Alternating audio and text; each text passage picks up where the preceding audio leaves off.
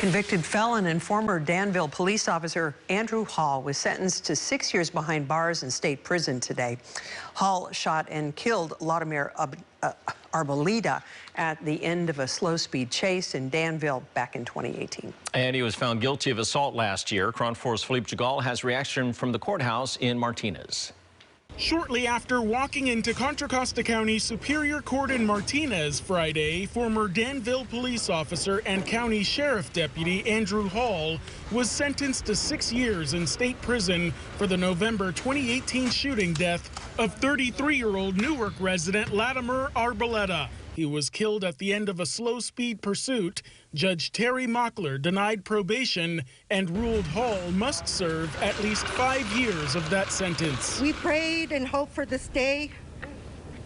We prayed that he would get jail time, and he did. Although it's just 6 years, at least it's state prison jail time. During sentencing, Judge Mockler stated that Arboleda, who suffered from mental illness, may have broken the law by evading police, adding, though, that he did not deserve to die.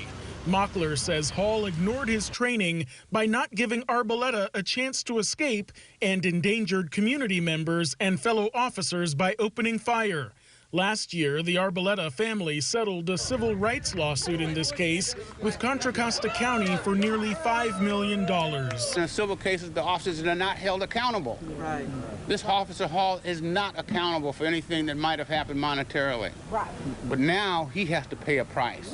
And that is, and every officer should know that you will pay a price when you arbitrarily, recklessly take a human life. Deputy Hall's actions were dangerous, unreasonable, and excessive. District Attorney Dinah Becton says the investigation into Andrew Hall's deadly shooting of 32-year-old Tyrell Wilson is still under investigation and did not announce if she intends to bring charges in that case.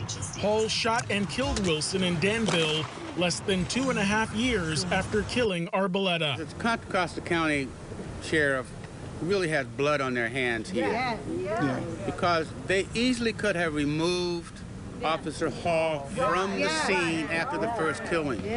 But no, they didn't want to acknowledge that it was a bad killing. And due to state law requirements for felony convictions, the Contra Costa County Office of the Sheriff says it had no choice but to serve Hall with a notice for termination. That was done immediately after sentencing. In Martinez, Philippe Djegal, KRON 4 News. This week's fatal